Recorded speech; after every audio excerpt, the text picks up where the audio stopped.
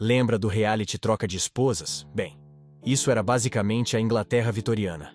Mesmo agora, em algumas comunidades e religiões, o divórcio é visto como algo desagradável ou errado, e grandes esforços são feitos para evitá-lo. Então, volte alguns séculos e adicione o senso de propriedade britânico, valores tradicionais e a crença de que as mulheres eram propriedade. Você pode imaginar a reação escandalizada que sugerir o divórcio causaria, a menos que, claro, você fosse o rei da Inglaterra ou algo assim.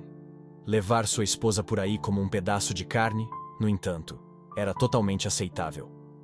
A prática de vender mulheres como propriedades começou no século XVII e persistiu até aproximadamente o início dos anos 1900, com o último registro ocorrendo em 1913. No fim das contas, mesmo desconsiderando as barreiras sociais que impediam o divórcio na época, a separação na era vitoriana era extremamente cara e simplesmente fora do alcance para os membros pobres e da classe trabalhadora da sociedade. E até 1857, nem mesmo era possível sem um ato exclusivo do parlamento. E você pode imaginar com que frequência isso acontecia. Assim, a única opção restante para os mais pobres da Inglaterra era vender a esposa. Isso não significa que a venda de esposas era super comum. De 1692 até 1750, houve apenas 8 casos registrados. Parece que lentamente, ao longo dos séculos seguintes, a prática se espalhou pela Inglaterra e, até o século XIX, se tornou muito mais popular em algumas partes do país.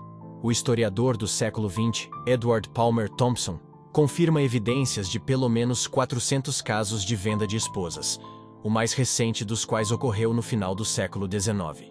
Durante o início do século XIX, antes e depois da coroação da Rainha Vitória em 1837, a venda de esposas era muito parecida com a venda de gado na feira. A venda era anunciada antecipadamente, e a esposa literalmente era exibida aos potenciais compradores com uma corda ao redor do pescoço ou ao redor do braço, e às vezes as crianças eram incluídas no negócio. Às vezes havia um acordo prévio entre marido e mulher. No entanto, como o homem detinha todo o poder, cabia a ele vender sua esposa para o novo parceiro dela. Não era sempre que a esposa era vendida ao comprador de maior oferta. Em muitos casos, a venda era acordada antecipadamente e era usada como um símbolo de separação e novo casamento. Um ótimo exemplo disso vem de Maidstone, em janeiro de 1815, onde John Osborne vendeu sua esposa e filho a William Sargent pelo preço de 1 libra, que são equivalentes a R$ 6 hoje em dia. E mesmo que fosse o caso de vender para o indivíduo de maior oferta, a venda não podia ser concluída sem a aprovação da esposa. Um relatório de Manchester de 1854 mostrou um caso em que a esposa foi comprada por um preço alto, mas, não gostando do comprador, foi colocada à venda novamente. Quanto aos preços, era bastante variável. Em alguns casos, uma esposa era vendida por 100 libras e seus filhos por 25 libras cada, como foi o caso de uma venda de 1865. Isso também se relacionava ao local onde a venda de esposas ocorria. Escolher um mercado era significativo, já que as grandes multidões garantiam que a separação do marido e da esposa fosse testemunhada por muitos, e, humilhante como era, servia a um propósito, mostrando que a transação estava completa quando o comprador a retirava do marido anterior, junto com a troca de dinheiro. Mas apesar do aumento da popularidade da venda de esposas até a década de 1840, até meados do século XIX, ela começou a declinar em popularidade.